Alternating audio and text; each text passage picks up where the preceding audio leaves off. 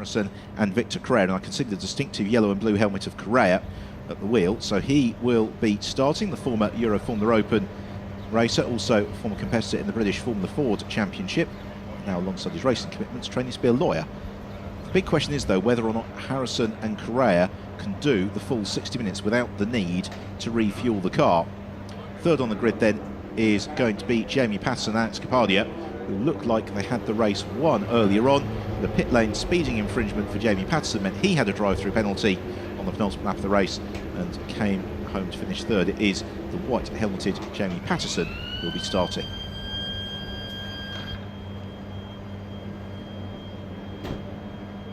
One or two gaps towards the back of the grid, unfortunately, but we'll pick up who is potentially missing in a couple of moments' time as we have a look at the car of James Swift, victorious in the first race of the weekend, because he was really the only driver who gambled that the SR8 could go the full 60 minutes without needing a top-up of fuel. Most of the rest of them followed suit in race 2, and I think one of the talking points for this race is going to be if anybody refuels. Yeah, absolutely. You know, and it'll be interesting because yeah, it's been quite clearly proven that you can still challenge the pace. And Manhal Alas, they're giving us a thumbs up. Fantastic drive in the first race from him. But yeah, absolutely. If you know, if everybody here in the SR8 can go the distance without need to refuel, that puts them at a great advantage. So for 2015 we have a couple of new cars on the grid, one of which is the absolutely beautiful Spider, and the first of those is being launched off the line by Jaap Bartels. He will hand over to Stuart Mosley mid-race, and as you can see, the breeze just beginning to pick up here. Here is Alain Costa, the monogas driver. A little bit of a wave and thumbs up for the camera, and Alain's been in great form all weekend. Yeah, fantastic, and sort of now entering his, I think, 3 or possibly even 4th year of Radical Masters Euro Series. You know, he's become a very dependable and consistent driver. So yeah, he'll be looking to probably, hopefully pick up a couple of podiums this year. Big thumbs up from Andy Cummings, and with good reason, because he and Bradley Ellis have swept all before them in the Supersport class thus far this weekend. But one of the things we will talk about in the race is the success seconds that have been added to drivers' pit stop times, and that could hurt Cummings and Ellis, particularly if this man, Shaheen Nouri, gets a good start in his slightly newer version of the SR3 RSX. Really nice looking car, new front and rear bodywork is some of the most distinctive external features to that car, and Shaheen has been going strongly. Here is another of the Spiders, and that's Chris Hyman, who's going to be starting that one.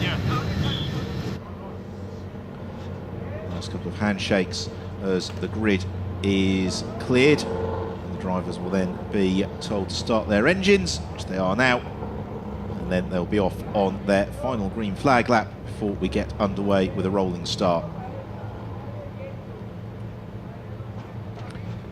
Well, the Radical fans start young here in Jerez, and with good reason. Plenty of entertainment to look forward to, and certainly the race we had earlier on today, plenty of on-track dicing coupled with some interesting strategies made it one of those races you couldn't really call a winner for until quite late on.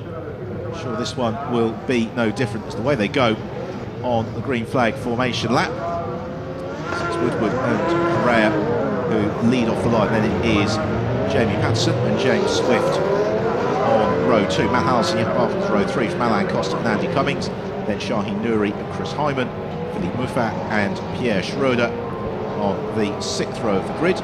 They are both there. And then there might be 1 or 2 gaps just behind. We will look to identify. So Andrew Ferguson's there. Not sure we saw James Abbott, and didn't see Jean Gandar either. Was Marcello Maritotto?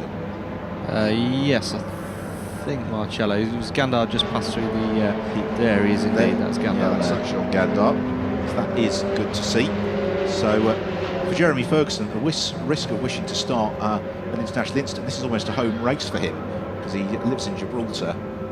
So it's a local race for him. Yes, yeah, just an hour up the road in Soto Grande. So yeah, and he's when I spoke to him at the beginning of the weekend, had a lot of experience, mainly racing motorcycles around here, but also GT cars as well. So yeah, he'll be. I'm I'm sure he can't wait to get his teeth into this race. And yes, there is Marcello Marattiotto. So Mike Cantillon, who, not unsurprisingly, he's probably wrenched Jamie Constable's arm and said, right, I'm starting this one, after Jamie beached it quite early on in race 2. There is James Abbott, poised and ready to go in the pit lane, sun glinting off his car. And James' progress may well be something to keep an eye on as the race unfolds. There's a glimpse of the 77 car of Philippe Muffat. Both he and the car behind Pierre Schroeder, they've both gone well this weekend. They've made it to checkered flag in both races, not got caught up in incidents, and have got progressively faster. Yeah, Muffat, not a huge amount of experience. He's only had one-off drives in the Masters before. Likewise, Pierre hasn't had a full Masters campaign for a number of years. So, no, two great drivers to have back in the paddock, and just again goes to show the sort of the diversity, variety of different teams and nationalities in this international series. Exactly. Pierre Schroeder, he lives in London, but he is actually of Luxembourg nationality. So the heat haze shimmering off the circuit, Jean Gandart, train of the field. And this is really the iconic motorsport shot, the heat haze on a nice sunny day in the south of Spain. We're about to go racing for an hour for the third time this year in the Radical European Masters. The cars being formed up, Noah's Ark style 2x2. Behind the pace car, which will peel off, then we'll be underway with the rolling start. The pit window, don't forget, is from 20 minutes in to the race until 20 minutes to go, so the middle third of the race. The pit window is open, but for now, everybody's attention is on the rolling start as the third race of the season is about to get underway. They head through turn 15 as the lights are about to change any second now, and away we go. And it's a good start from Woodward, who gets the jump on Carrera. Also, James Swift robust in trying to squeeze Jamie Patterson, and he succeeds in doing that as they arrive into turn 1. Don't hear any bangs and clunks, so they're all cleanly through. James Abbott gets underway from the pit lane. Sam joins the fray at the back of the field.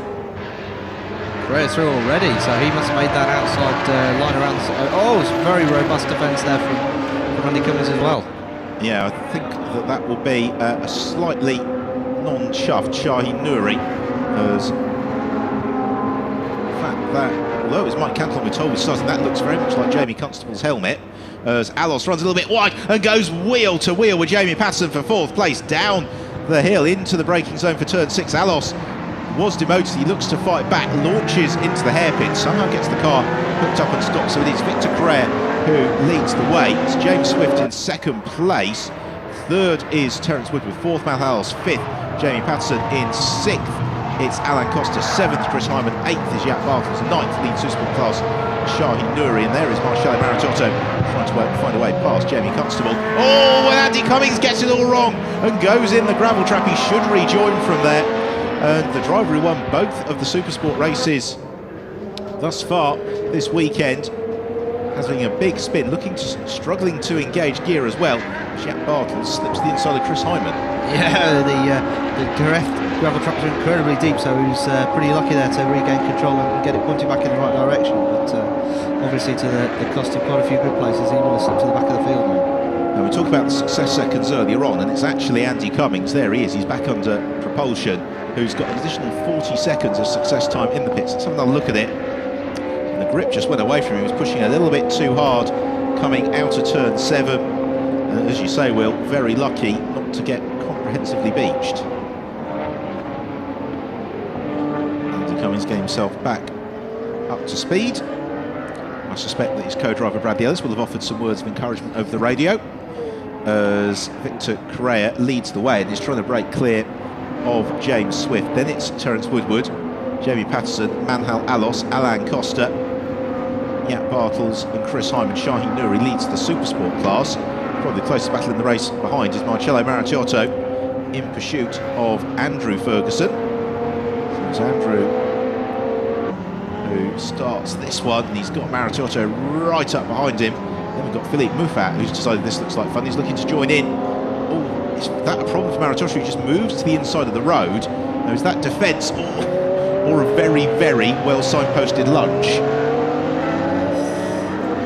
I think he just tried to ensure that he'd have the drive and could possibly block off Muffat on the exit of that corner. It's just about worked, but no, Muffat's a lot closer on this lap than he was before.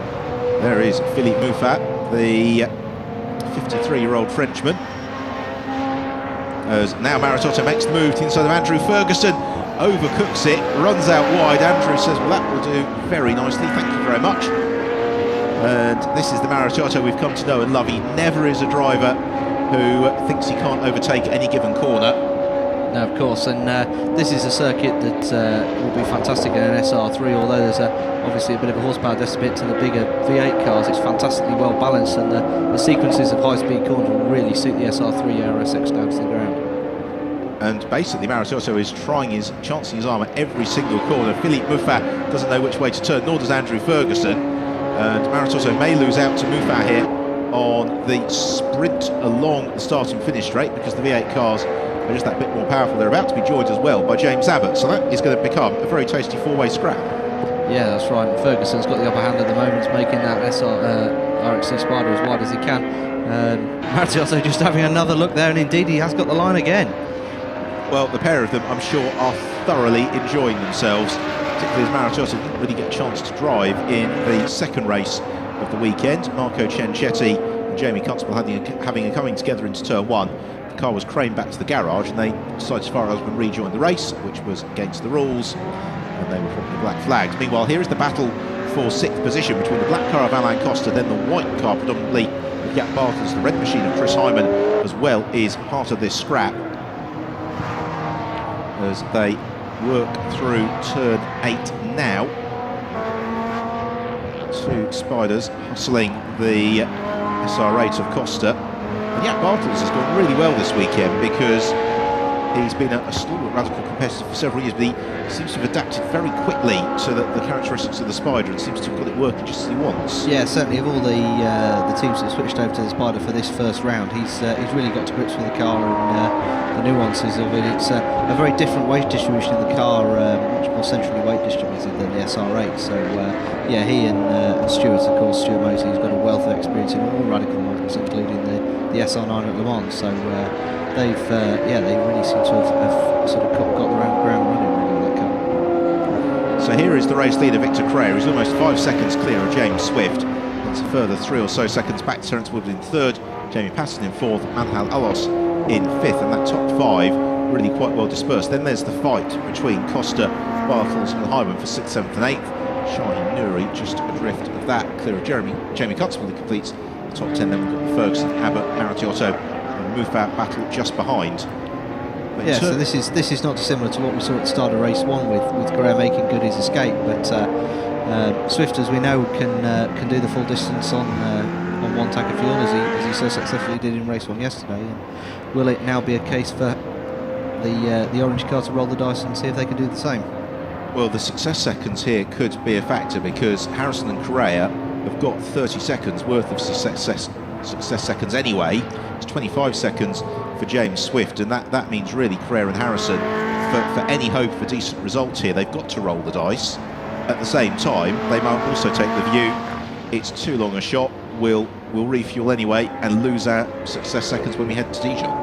Yeah, and I mean they're looking, they've had a fantastic start to the season. I don't think as a new pairing even they could have possibly dreamed of having this good a start at the start of the year. To kick off the season with 2 second places is a fantastic achievement, and they'll be looking to consolidate the championship position so early on in the year. So there is Manhal Alos in 5th position. And Manhal, well, the car just seemed to go away from him during the race we had a little bit earlier on today, and again the pace isn't quite there. His best lap of the race so far, a 1:47.2. It means he's not really romping clear of Alain Costa, who admittedly is being prodded along by the attention he's receiving from Bartels and Hyman. Jamie Constable not too far back either. Alos sets his first best lap of the race, 1:46.9 in 5th place.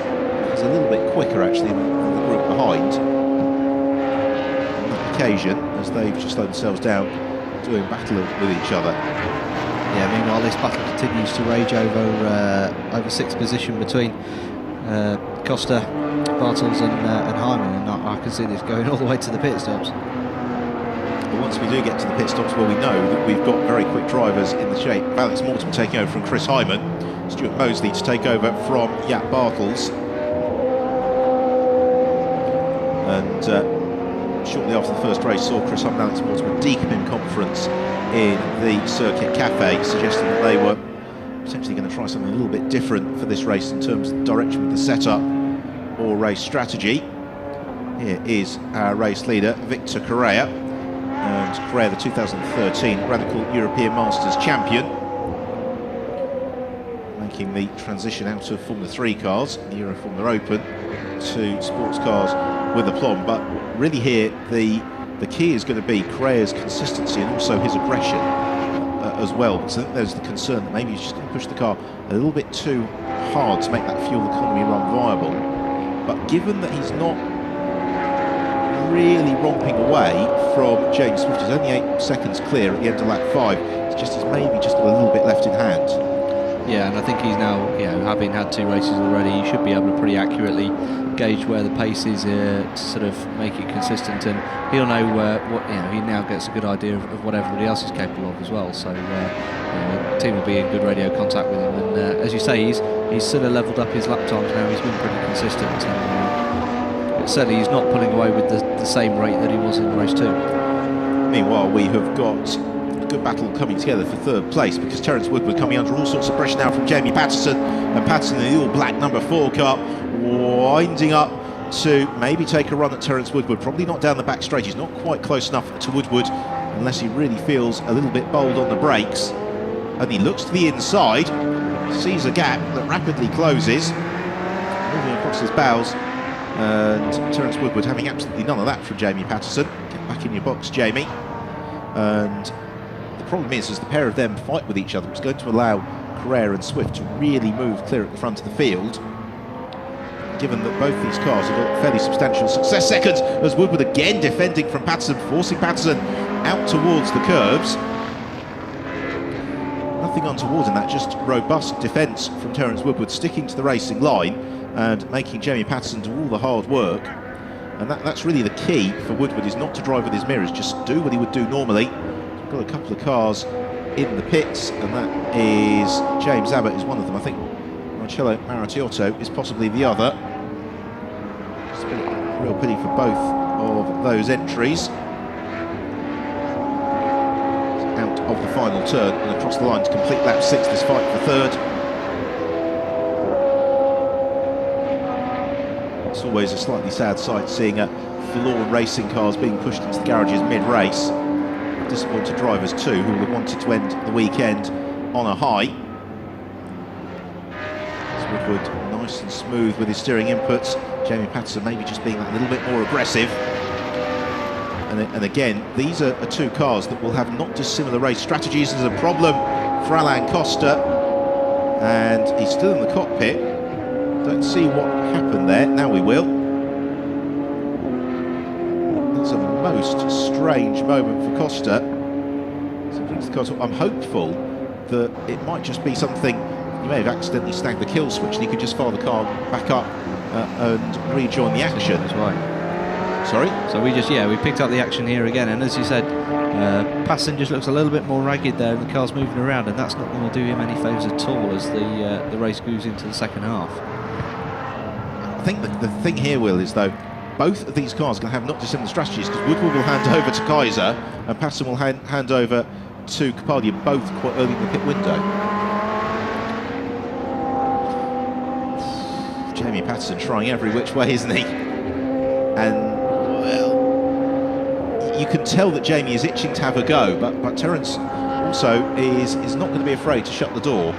Yeah, at the moment there's just a tenth between them in terms of pace, so they really are unmatched and tripping over each other.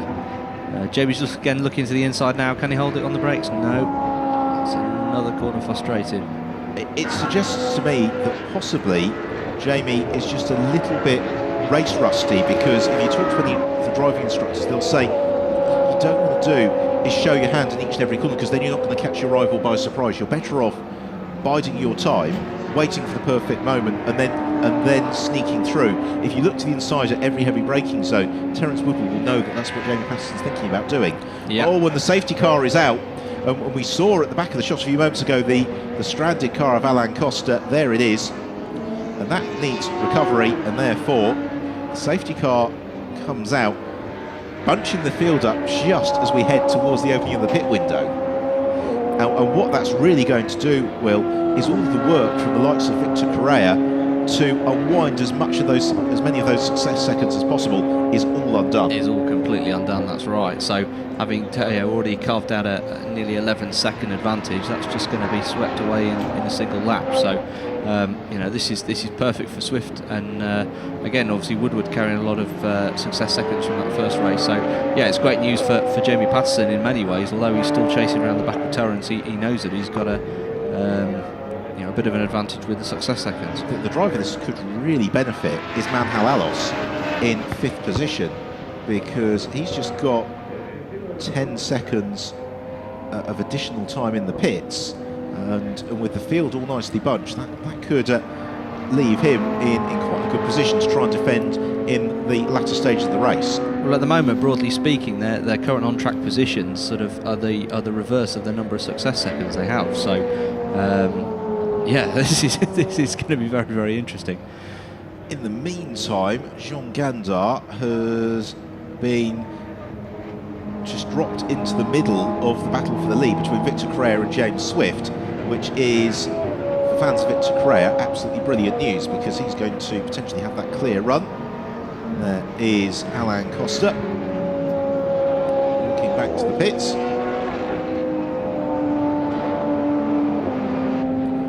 At least he can walk back to the pits in the certainty that he doesn't wreck the car, because that's something the drivers really do not enjoy, is when you've had a prank on the far side of the circuit and you come back and say, well, unfortunately it's a bit damaged. But then if you talk to any of the mechanics, when the driver comes back and says it's a total wreck, actually there's probably not too much wrong with it. If they go off and they say it's not too bad, it means that the mechanics won't be getting any sleep that night. That's right. I mean, luckily it's also in quite an easily accessible position, so it shouldn't take them too long to clear that up, and we'll be off racing again. So in the Super Sport class, it's Shaheen Nouri who leads the way from Pierre Schroeder, and then the recovering from rotation, Andy Cummings. And again, potentially quite good news this for Andy, because the time that he lost with that spin is going to be caught up. They've still got a very long pit stop, but then it comes down to just how hard Bradley Ellis is able to push. Yeah, Shaheen's got quite a nice buffer at the moment. He's got Philippe Muffat and Jeremy Ferguson between him and Pierre. So, there's 2 cars for Pierre to clear before he can get anywhere near. So, he's sitting quite pretty there. But no, it's going to be interesting. And it's very impressive from Shaheen, because he is, relatively speaking, something of a newcomer to racing, and certainly last year he was visiting most of the circuits for the first time and really learning his way. For many of these drivers, unless they've been to Jerez testing or maybe raced here in another category, this is their first race weekend in Jerez, certainly first race weekend in the Radical, so they've all been learning as they go. Yeah, it's his really only entering his, as you say, his second season of Slicks and Wings racing. Prior to this, he had some success with Porsche Cup racing in France and Switzerland, Central Europe. But no, he's made the transition beautifully, and in fact he's looking to expand his program for 2015 and into sort of GT racing with the GT Cup car of the RXC and Brit car as well. So a little bit of a look at some of the hearts of the race so far. There was the spin for Andy Cummings, how he kept that out of the gravel trap. Jean Gandar pushing on. The same for Manhal Alos, who we think is going to be well poised after this. That would explain why we lost Marcello Marateotto. And here is the long-time race leader, Victor Correa. So the safety car remains out on the circuit. I think we're probably going to get one more lap at the conclusion of this one, which is going to take us right into the pit. Lap times this weekend have been fantastically rapid and constantly rapid. He's just been able to apply the pace and pressure in a way that he's always sort of strived to do before. But no, he's really the complete package now. And with Bradley Ellis, of course, former British GT champion, they're a very, very formidable team.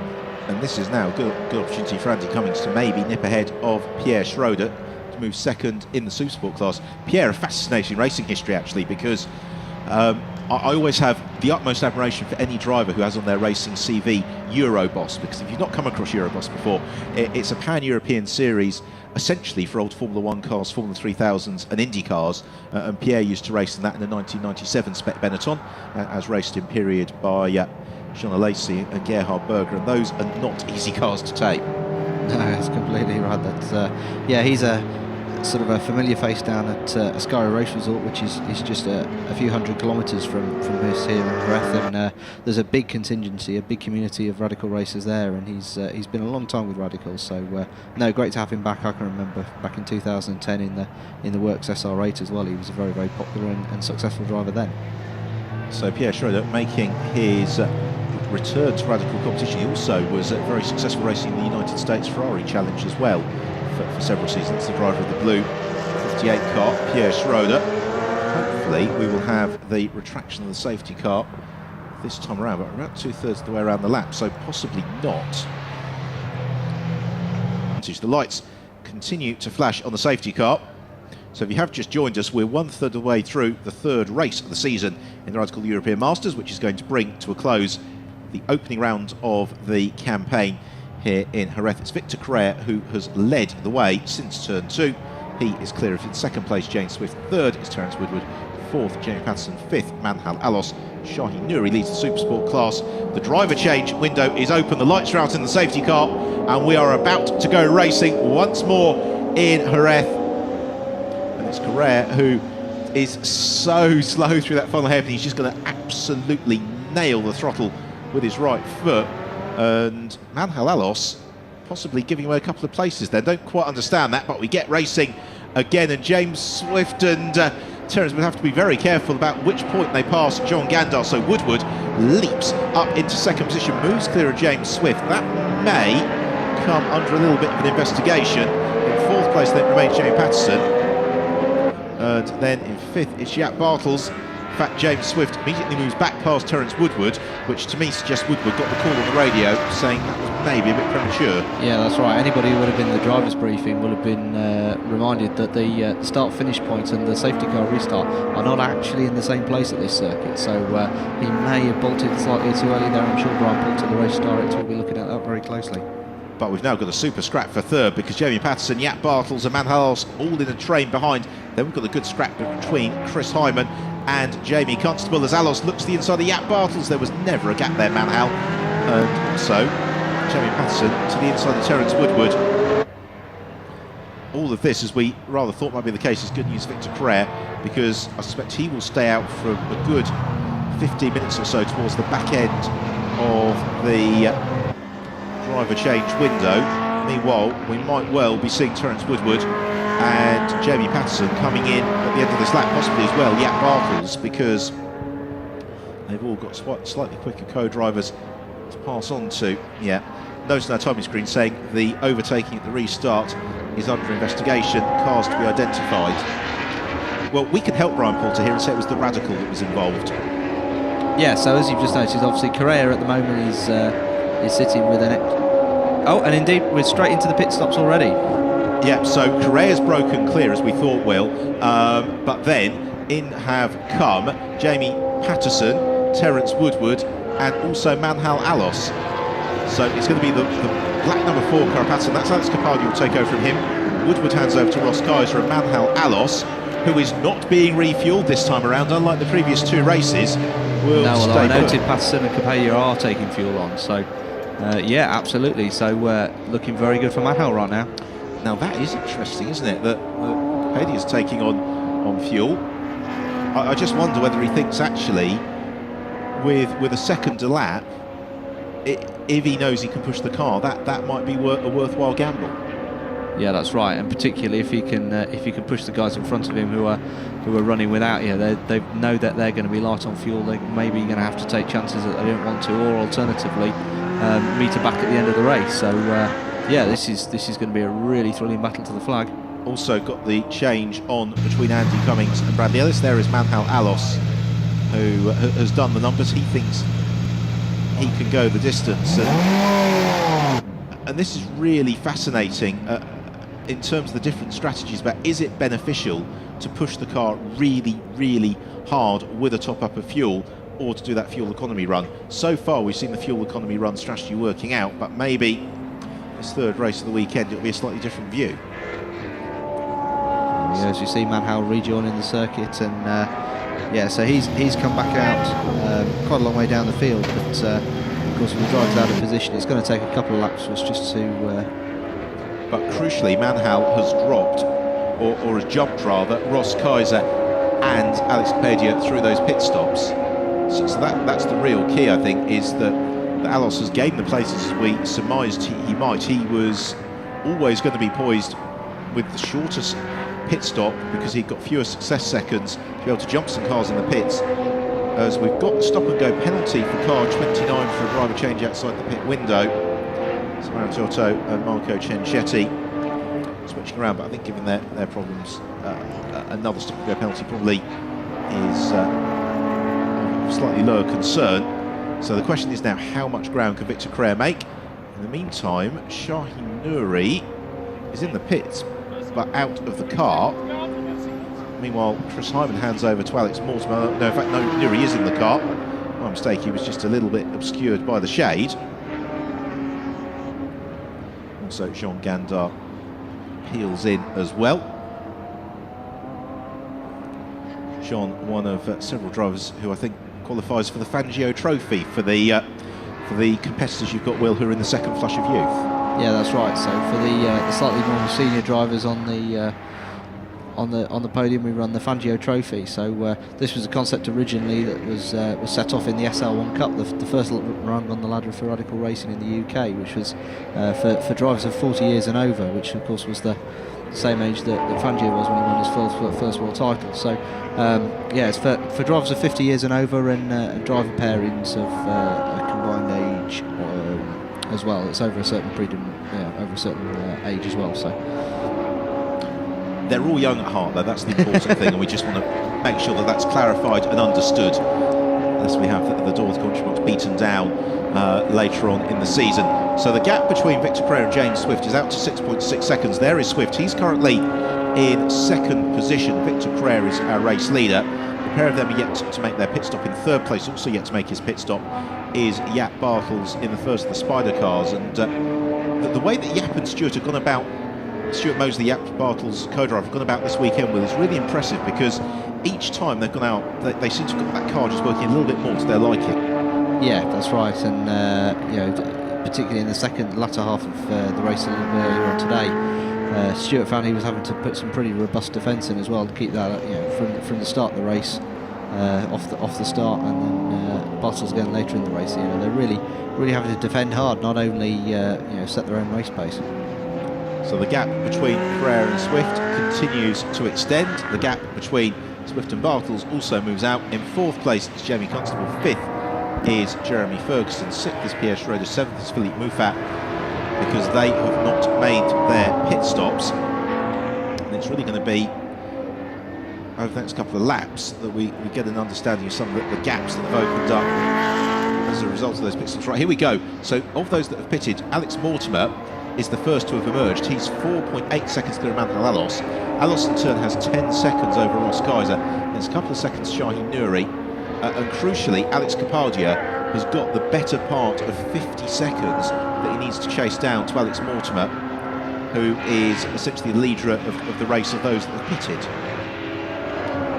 Fascinating how this is going to play out, as into the pit lane now comes Jaap Bartels. Bartels brings the car down to pit lane speed limit, and also in is Victor Crea to hand over to John Harrison. And that is interesting. It's a little bit earlier into the pits than maybe I would have expected. No, that's right. Although we know that John has had a good pace all race, and maybe the team are gambling on him having a slightly superior fuel strategy there. As you see, there's no fuel's gone into that car.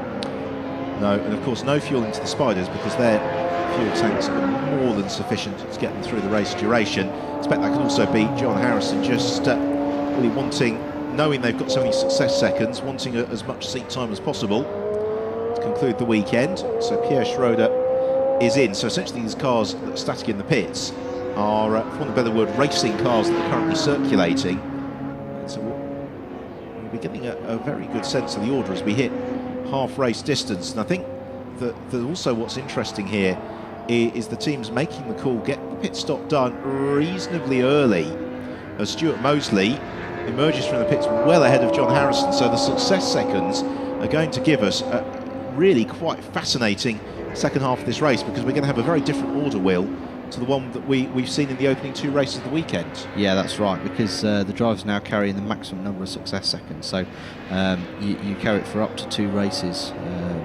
It's carried over, carried over to the 3rd race. So yeah, this effectively is as heavy, if you count the seconds are the same as ballast, as any of the teams are going to be, really. So out of the pits emerges John Harrison. Now, is that Manhal Alos at the back of the picture? No, it's not. It's Shaheen Nouri, and that means that essentially Harrison is out in 7th or 8th place. Here is James Swift, our race leader, who's yet to make his pit stop, and he doesn't need to. It's a single driver effort, so it's entirely at his discretion when he ducks into the pit lane. And often you'll find with the single driver entries, they'll generally wait a little bit until the pit lane. They'll either go in very early or very late, depending on when the pit lane's at its quietest. Yeah, give themselves a bit of breathing space on a clear track while everyone else pits, and likewise when you get to the pits, you're not having to fight through traffic, cars joining and leaving the fast lane. So yeah, this could be quite a shrewd move. He's in the driving seat. And this is always one of the phases of the race that I think is really challenging for the drivers, because it's the endurance racing discipline of racing a car you can't see, that might be on a completely different part of the circuit, but because of the way the strategy is going to play out, it becomes a very relevant battle, as Bradley Ellis closing up on 3rd Jamie Constable. Bradley essentially trying to unlap himself from Jamie, because Jamie is yet to make his pit stop, nor is Jeremy Ferguson in 3rd place.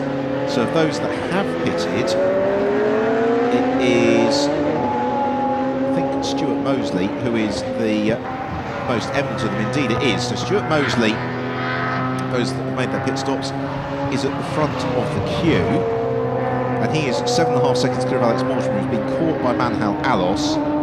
So Alos in the 61 car on the tail of Mortimer. That's essentially the second of those that have pitted. Then Ross Kaiser's only 5 seconds back.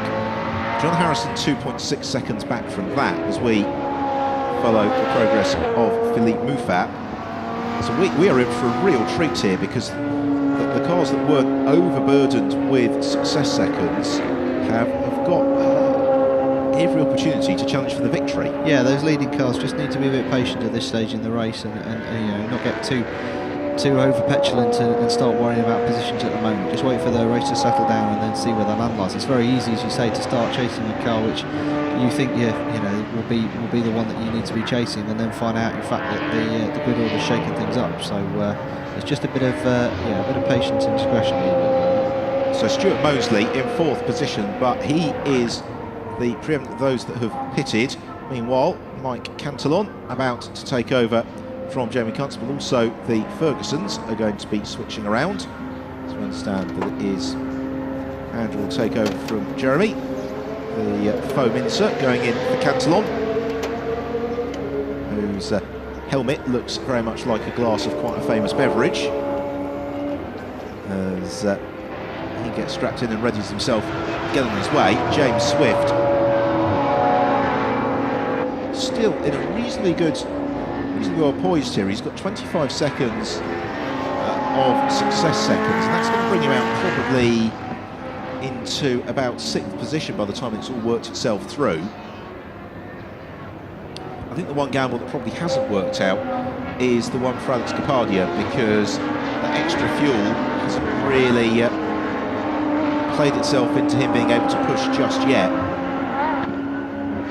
No, well, at the moment he's sure certainly going to gain 1 place over Shaheen Nouri. He's just ahead of him, but no, he just needs to up the pace a little bit. And yeah, well, they're seeing that Ferguson's coming to the pits, as yes, Cantillon has also completed his pit stop. So we've just got James Swift left to pit now, really. And there is Swift about to put the lap on Shaheen Nouri. Shaheen sees him coming, gives him just about enough space as they continue on their way. And Alex Capadia for lap time at 1 minute 45.1, so he's not massively faster than those ahead of him. So Stuart Mosley, his advantage over Alex Mortimer is 7.4 seconds, and Mortimer and Mosley are pretty much matching each other in terms of pace. Manhal Alos is up behind Alex Mortimer but can't find a way past him. So here is Stuart Mosley then, who when James Swift makes his pit stop, I would assume he's going to take the lead of the race. It's the gap, it's the battle behind the red car of 21, Alex Mortimer, and the 61 car of Manhal Alos, which is potentially the more intriguing at the moment. Here they come now, because there is Alos, the white car, bobbing around behind Mortimer. Mortimer in the Spider has been diligently working at that car all weekend. And he and Mosley matching each other stride for stride at the moment. Mosley does his personal best lap of the race, a 1:46.7. Alex Mortimer gives a 1:47.5, so drops back a little bit. Alos currently tucked up behind Mortimer, can't really get to within half a second of him, and there's Ross Kaiser homing on their tail as well. So this is the fight for third, fourth and fifth. It's most likely to become a battle for second, third and fourth once James Swift has made his pit stop. Yeah, and it's going to be interesting as well, because as we've seen towards the end of the last couple of races in this heat, that the tyres, and there we go, Swift makes his pit stop. So James Swift is in. Just the one team member, of course, allowed to work on the car, so they are just going to check the tyre pressures, which might be worthy of adjustment actually, given that the track temperature is probably now quite a lot higher than the atmospheric temperature. Yeah, certainly higher than it has been at any other point in the weekend. The sun's been beating down all day, and as we've seen at the last stages of the first two races, the tyres on the 8s have just started to go away from the end of the race. So even with Alos closing up to the back of Mortimer, if he can continue to hold him off to the last sort of 5-10 minutes, then he might well find that the Spider has an advantage in the last final few laps of the race. Stuart Mosley is almost certainly going to jump James Swift, because Mosley was heading through the centre chicane as Swift sitting static in the pit lane, waiting interminably for the signal to start up the engine. Stuart Mosley just looking well ahead of him. Quite surprised actually he's gone with a clear and non-tinted visor for today's race, as he accelerates along to complete the 18th lap of the race. It's the lap in which he will take over the lead. And more importantly, James Swift is going to be jumped here by the Mortimer, Alos and Kaiser train of cars. So Swift rejoins now. I think he's going to slot in to 5th or 6th position, depending on correction. John Harrison. It's going to be 6th. Yeah. So there's Harrison. James Swift with a lot to do. What they'll all be hoping now is that Mortimer, Alos and Kaiser all slow themselves down, allowing Harrison and Swift to join that battle. So we're heading towards the final third of the race here in Jerez, and this is the real battle to focus on. It's the one for second, third and fourth. The red car of Alex Mortimer clear of the white machine of Manhal Alos, and then the black and blue car of Ross Kaiser. And again, Alos's tyres will just, he maybe is just pushing a little bit too hard on them too early, because his car starts to slide a little bit earlier than some of the others. Well, and now he's coming under pressure from Kaiser as well, so he's having a look in his mirrors and defend from Ross, which is not going to help him at all. And oh, he's even closer this time. Ross just looking to the outside to run across the rumble strip, and Alos just managed to close the door in time. So this is really going to help Mortimer. Depending on how this battle unfolds, I think Alex Mortimer is going to have a very prominent place on Ross Kaiser's Christmas card list. Or rather, Ross Kaiser will have a very prominent place on Alex Mortimer's Christmas card list, because Ross Kaiser is slowing Manhal down. You can see Alos immediately starting to drive with his mirrors, driving very defensively. Ross Kaiser has got the pace to get through, but the problem we've got with these two SR8s, Will, is they've got exactly the same braking distances, and therefore outbraking your rival is really tricky. Yeah, that's right. And as soon as you get out, oh, there's a big amount of dust kicked up there by Alos as he runs wide across the chicane. Yeah, Manhal Alos was very nearly on a one-way trip to the barrier. Then the car just flicked sideways, and you could see he was using more of the rope than he wanted to, really, for the entirety of that last lap. And it's only a matter of time, you'd suspect, before Ross Kaiser finds a way through. And it's allowing John Harrison already to close that gap down. Harrison a second quicker than the squabbling cars in front of him last time through. But Kaiser makes the move stick into turn 2, just about squeezes his way past. And that's good stuff from Ross Kaiser. He was just able to get the switch back coming out of turn 1, inside line for turn 2, and Alos demoted. Yeah, we've seen some fantastic side-by-side action through that turn 3 and turn 2, haven't we, as the guys have been able to find the space to just run side-by-side and effectively run each other out of road. So now, how quickly can Ross Kaiser close in onto Alex Mortimer? Of course, Kaiser will have to be keeping an eye on his fuel economy. All the while, though, out front, Stuart Mosley is really beginning to show the potential now of the Spider in the low 1 minute 46 second bracket for Mosley, so it gives him an 11-second lead over this battle for second place. Yeah, and Mortimer's just closed up a little bit there as well, just taking 3/10 out of him on that last lap. So, yeah, as you said, they're really turning the wick up now as the heat builds. What of Alex Kapadia? Well, he's going well, but in the high 1 minute 45 second bracket, so I suspect the top three is a little bit too much of an ask, but it would be really magnificent to see a couple of the Spiders on the podium at the end of this race. Stuart Mosley, that's looking quite good. For Alex Mortimer, he's really going to have to work hard. Yeah, and he's coming under, and it looks like Ross had a look there for a second and thought the better of it. Well, two experienced campaigners in endurance racing, Ross Kaiser and Alex Mortimer, they'll give each other enough space, not an inch more than that. But Mortimer, I think, realises that he can't quite stem the tide and actually leaves plenty of space for Ross Kaiser to sneak through to the inside of turn one. I think for Alex Mortimer, the real prize here is he knew the pace of Ross Kaiser was going to make it very hard to keep him behind, but if he could defend for the next 19.5 minutes from Manhal Alos, then that would be a very richly deserved rostrum. Yeah, they've had a difficult start to the season. The first two races this weekend haven't necessarily gone their way. So now this will be the just desserts if they can get on the podium this weekend. So Ross Kaiser, the question is then, could he reel in Stuart Mosley? 12.3 seconds is the deficit. We've got 19.25 minutes left on the clock, and this being the third race of the weekend, Kaiser will know exactly what sort of lap times he can be posting with an eye on the fuel economy. That's around Kaiser was 3/10 second quicker than Stuart Mosley. He needs a bit more than that, but he was trying to find a way past Alex Mortimer. Here's another look at it. Textbook stuff into turn one. Yeah, that's right. He got the move set up nice and early, and really gave Al no option at all other than to just have to run wide and let him through. Really, it was pretty clear that he'd already got the legs. And Mortimer being re-caught by Manhalos, and all the while John Harrison is closing in onto the tail of both of them at a tune of about a second a lap. Oh, somebody having a big moment at turn one. Plenty of smoke as Stuart Mosley arrives at the scene, works his way through.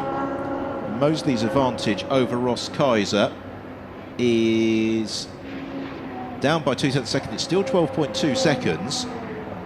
Mortimer in third, Alos all over his tail. And again, really the plan here for Alex Mortimer is if he could withstand the pressure of Manhal Alos for a couple of laps, he'll begin to back Alos into the clutches of Harrison, because Harrison is now within just 3.5 seconds of this scrap in fifth.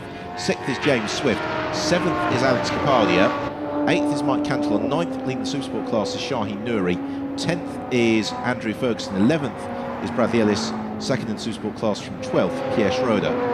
Yeah, the thing we're going to watch is, as you said, with a brief, we saw a puff of smoke there from somebody running as a back marker ahead of Mosley. So if he can get that traffic dispatched, it's really going to help him get a buffer from the hard charging Kaiser.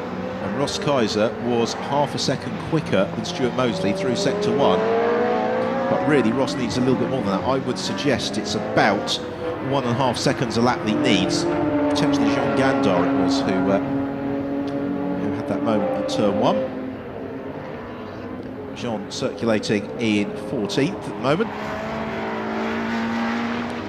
Learning his way around the Spider as well. Which, just from its on-track poise, seems like a little bit more of a forgiving car maybe than the SR8, which can be a bit of a handful. Yeah, with the SR8 with its 6-speed transaxle gearbox has a more rearward weight distribution than the Spider's, a little bit more neutral and sort of more, as you say, more forgiving.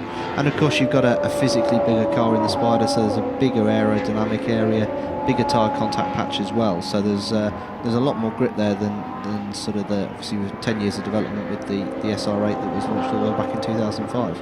That was very interesting there. Stuart Mosley really consulting his pit board, trying to understand exactly where Ross Kaiser was, and at the end of the lap, Kaiser 0.6 of a second quicker than Stuart Mosley. Mosley lapping as rapidly and as consistently as he has done all weekend, and he's keeping that advantage out over 10 seconds. Mortimer and Alos still very little between the pair of them, and then we've got John Harrison now just 2.7 seconds back from that scrap.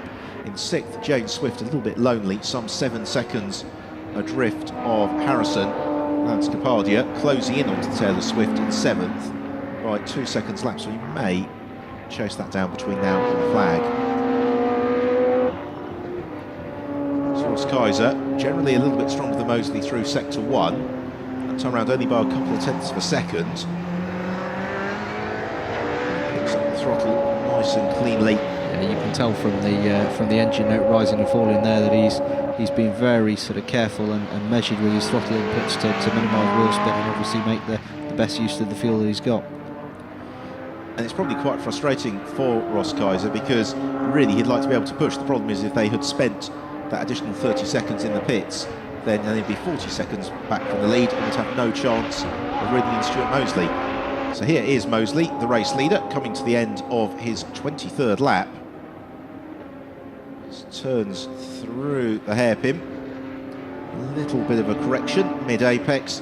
Other than that, smooth as you go. Consults his pit board. Just wants to understand exactly what Ross Kaiser is doing. And really, it's the length of the start and finish straight between the pair of them, so it's nothing unduly concerning. And there's a change for third place. Yes, Alex Mortimer at the back of the picture has been passed by Manhal Alos, and Mortimer demoted by Alos, and he's about to go down to John Harrison as well, because Harrison's in his slipstream as they sprint along the start and finish straight, and John Harrison slides to the inside into turn 1. So Alos goes third, John Harrison up to 4th, and Alex Mortimer slips to 5th. Yeah, I'm just wondering if Mortimer had a moment there off camera that enabled Manhal to get through, lost a bit of momentum, and obviously that's given Harrison the opportunity as well. Now this could be a very nice scrap for the final position on the podium, because Manhal will want it dearly.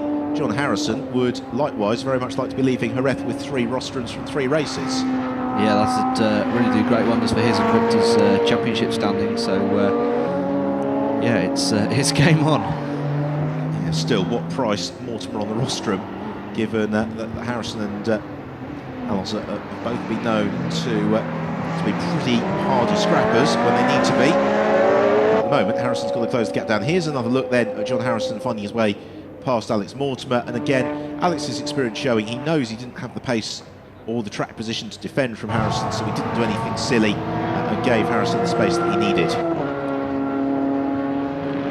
Just looking at the screen now as well, it appears that Shahin Nouri's picked up a stop-go penalty for a short pit stop, so that's a real shame for him. He was at the time leading the Super Sports class, but that's going to do him no favours at all. And it's going to potentially give Andy Cummings and Bradley Ellis a clean sweep in the Super Sport class this weekend, which it is really impressive feat given the success seconds they had to overcome and the fact Andy had the early spin. Yeah, absolutely. So John Harrison closing up onto the tail of Manhal Alos as we begin to move into the latter stage of the race. Just under 13 minutes left on the clock, and it's the fight for third, which is the one that's probably going to hold our attention through to the checkered flag. Alex Mortimer may be caught by James Swift between now and the flag, and there is every possibility that Alex Capardia may invite himself to that party as well, because Capardia, in terms of his deficit to Swift, it's 10 seconds. Actually, that wasn't such a good lap from Alex, but he's a second half per lap quicker than all of these cars in front of him. There's Alos just sliding the rear of the car through turn 5. His gap to John Harrison is exactly a second. Harrison was 3/10 quicker last time around.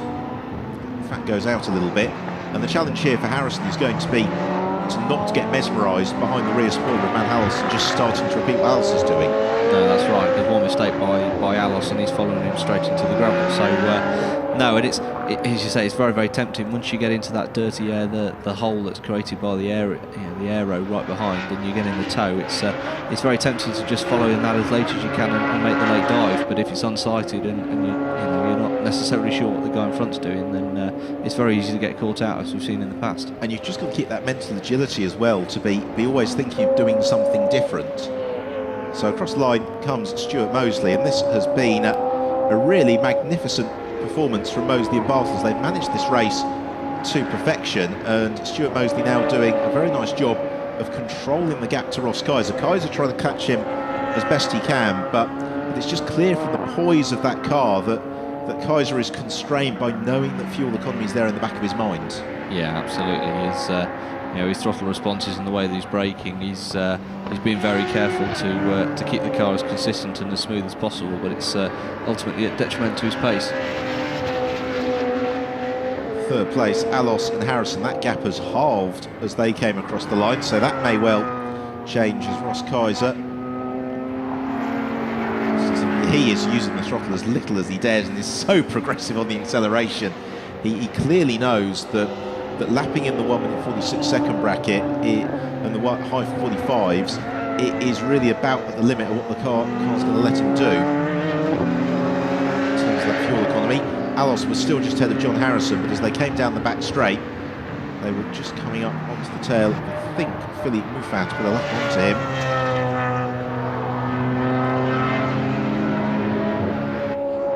Into the pits is Shaheen Nouri for his stop-and-go penalty. Team waves into a halt. 7 seconds will feel like an absolute eternity.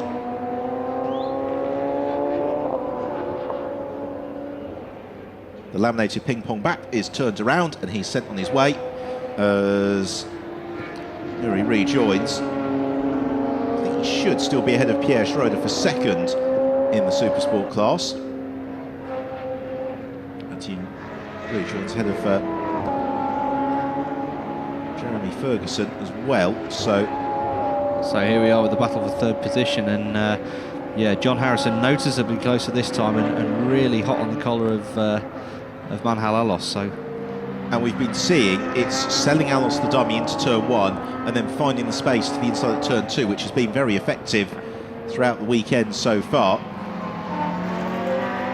Harrison not quite close enough to do it on that occasion.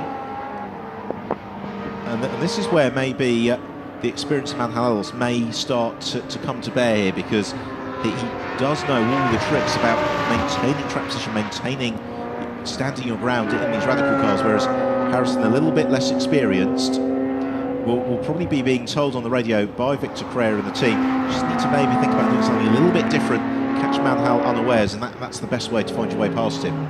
Yeah, as you say, John, of course, having some experience already prior to Radical with racing in Speed Euro Series and CN cars, so he's used to the speed. But as you say, Alos is a big slide there by Harrison's just lost him a couple of car lengths to Alos.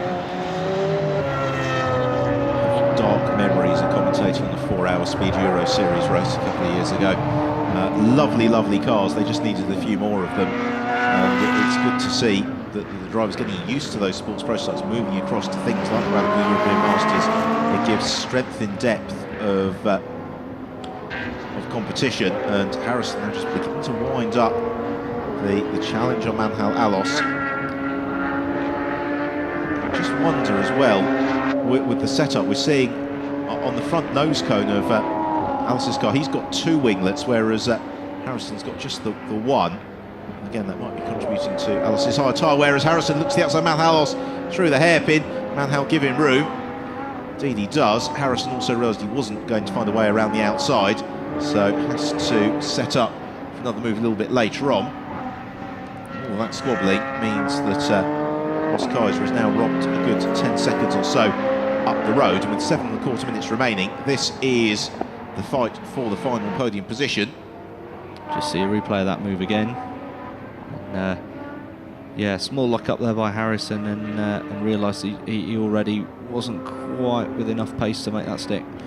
I think what we've seen quite a few times this weekend, though, Will, is that to look to the outside is just not going to work. It's really, if you can force any sort of gap to the inside line, you're making your rival complicit in making sure they give you the space. If you challenge the outside, then really it's the responsibility of Harrison to get out of Alos's way as he comes out of the corner. Yeah, relatively speaking, is Alos and Harrison there just making a move on Schroeder to lap him. But yeah, no, you're absolutely right. It's a relatively narrow venue, and as we've seen so many times, there are very few opportunities here where you can really get a good drive around the outside and maintain a good corner speed in that situation. And that lappery has played out beautifully for Manhal Alos.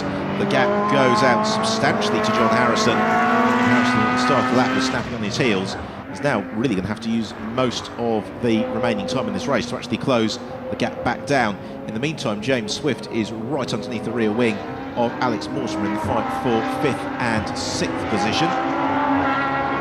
As Harrison attempts to close back up to Alos. It's going to be this 3rd sector, I think, really. Oh no, through the middle sector, Harrison was 1.2 seconds slower than Alos, and that has opened the gap up significantly. It was 1.9 seconds at the end of sector 2. Completion of the lap, Harrison a couple of tenths closer again, but he needs to be a good second lap quicker than Alos really to then be able to plot his challenge. And crucially, the real difficulty is getting through that last 5 or 6 tenths. The turn with an air is a big moment for Stuart Mosley. That would have been a wake-up call, as I say, with just 5 minutes of the race remaining. He really doesn't want to be taking any chances, particularly as he's up to now he's been able to maintain a pretty good and stable pace and gap from Kaiser in the last few laps. It's about the only time I think I've ever seen Stuart Mosley sideways and having a bit of a wobble. He's normally so consistent. Yeah, I'm just wondering if he was caught slightly off guard there by catching Shaheen as he's come up to lap him, and that might have just put him off for a second. Nonetheless, the Nielsen team, who came so close to winning the 2nd race of the day with Jamie Patterson, no, I think he was just offline, wasn't he, going into the corner? Yeah. Lightning reflexes and reactions. Yeah, did very, very well there. That's that LMP experience there, showing to save that and keep it on the straight and narrow. Exactly, because what it looked like he did was just plant his right foot, maintain the steering lock and accelerate out of it, whereas a less experienced driver may have unwound the steering, got off the throttle a little bit until it had righted itself, and by then you're well en route to the tyre wall. But either way, I'm sure Stuart will be glad it's the last race of the day, because he'll be needing a change of overalls now. Yeah, that was very nearly Stuart Mosley buying the beer for the Nielsen team for the next decade, if the race had all gone wrong then. But it hasn't happened, and instead Mosley is just steadily negotiating his way around. But the team worked so diligently to get the car working through the course of the weekend, and what we're really seeing now is an absolute parity in lap time between these Spider cars and the SR8s, particularly when the SR8's having to worry about fuel. Yeah, absolutely. You've got a really nice display there of the two 2015 cars in the SR3 RSX as well, and you can see the new aerodynamics on both those cars quite clearly now with the open deck rear. There's a lot more airflow through the rear of the tail to get the air away from the car as efficiently as possible to increase the airflow. But that has actually not seen a massive change in the gap between Stuart and Ross there, despite that off. James Swift, meanwhile, has moved up to 5th place ahead of Alex Mortimer. Mortimer only a couple of seconds clear of Alex Capadia, so Capadia may well snatch 6th position, which I think will do him quite nicely, because he loses the success seconds and still gets decent front horn for himself and Jamie Patterson. For Ross Kaiser and Terence Woodward, it's great to see them running well again at the front of the Radical European Masters. Yeah, they've had a difficult couple of seasons, and of course you go back to 2010, they took a clean sweep with championship victories in both the UK Cup and the Radical European Masters back then. But no, it's been a difficult couple of years, and fantastic to have these stalwarts of Radical Racing and SR8 Racing back in the fray. So Ross Kaiser heads into his penultimate lap of the race. Victory in the 2nd place, potentially on the cards for himself and Terence Woodward. Meanwhile, Mal Hals has been caught again by John Harrison, so with just 2 laps to go, the fight for 3rd is well and truly joined once more. Now, has Harrison got anything with which he can surprise Manhal Alos, and maybe just force Manhal into a mistake? Of course, what that delay for Harrison has also done for Manhal, Will, is just allowed him a couple of laps of taking slightly lower toll on his tyres, having to push quite as hard as he now needs to for his last couple of tours of the circuit. Yeah, that's right, exactly. He's just given him a chance to get a bit of breathing space, and not only on the car but also to refocus, mentally as well. So he's going to be able to just relieve the pressure a little bit and get ready for the second assault by Harrison. So over the crest, out of turn 5, down the back straight they come.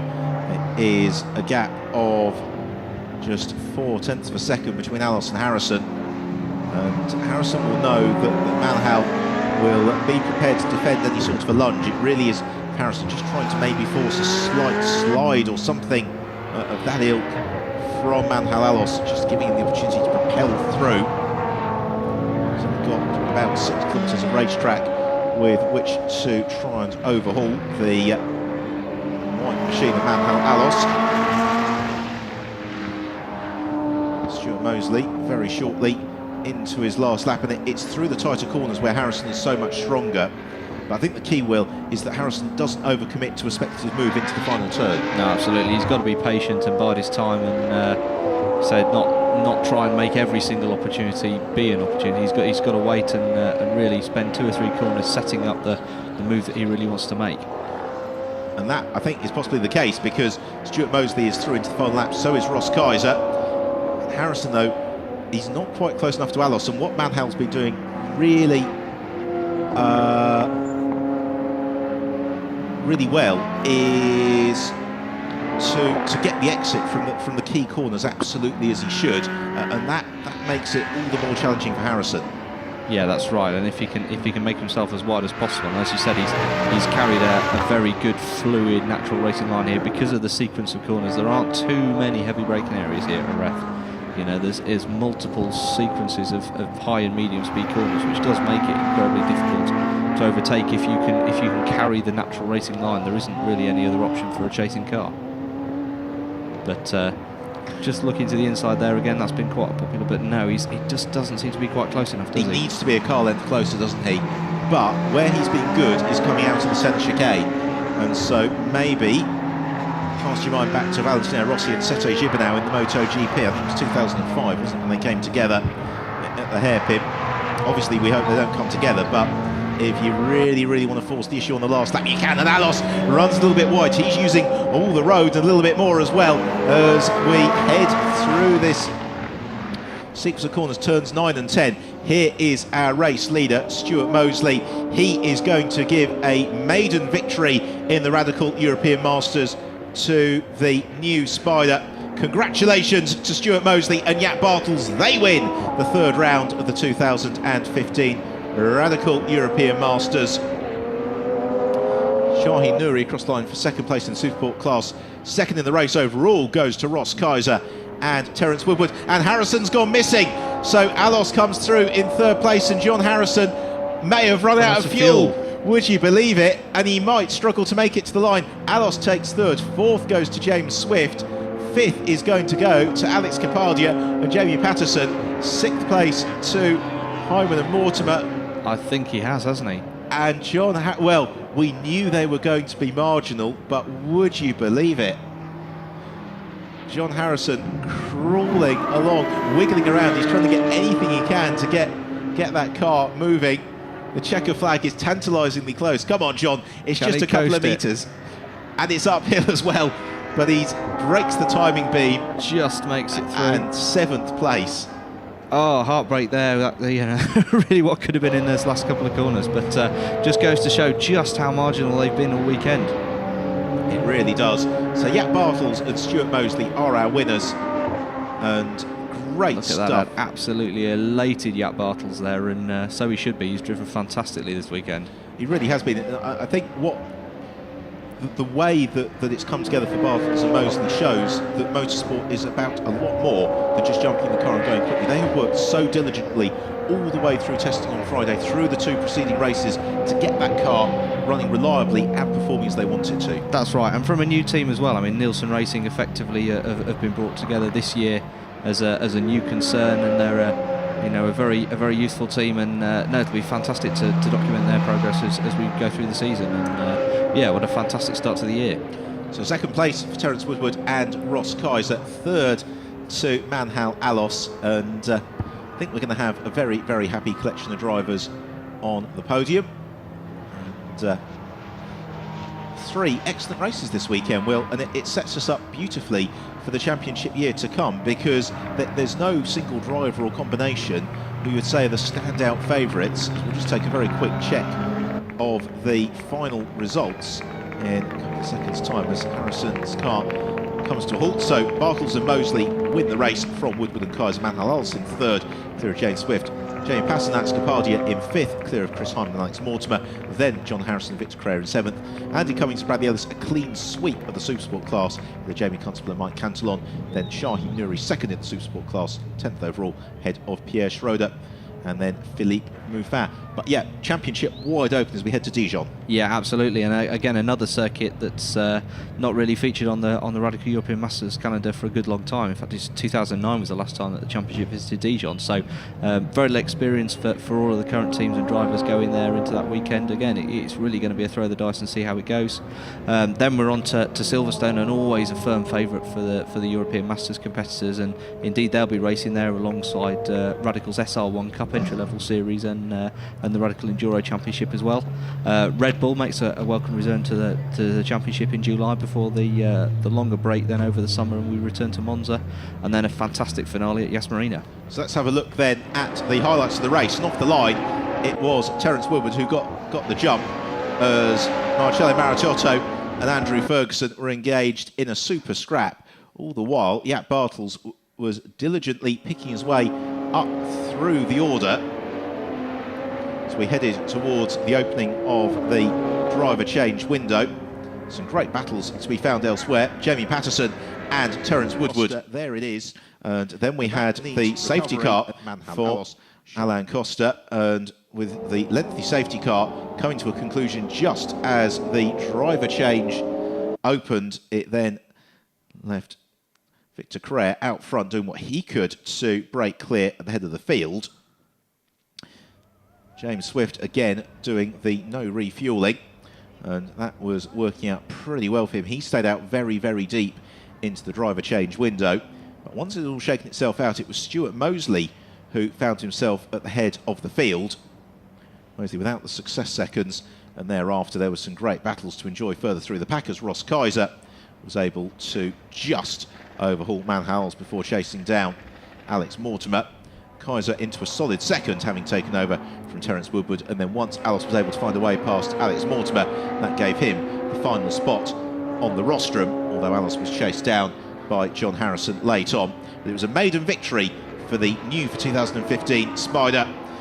Victory for Nielsen Racing, Stuart Mosley, and Jaap Bartels second place for Ross Kaiser and Terence Woodward. Manhal Alos completing the podium after having to mount a pretty stout defence from John Harrison, with Bradley Ellis and Andy Cummings making the clean sweep of the Supersport class, with Harrison then running out of fuel just at the last knockings. So victory for Mosley and Bartels to bring to an end in the Spanish sunshine a wonderful weekend of racing. So, well, thanks as ever for your company. We'll look forward to talking through the Radical European Masters as the season continues. But for now, in Jerez, it's goodbye from Will Brown and myself, Ben Evans.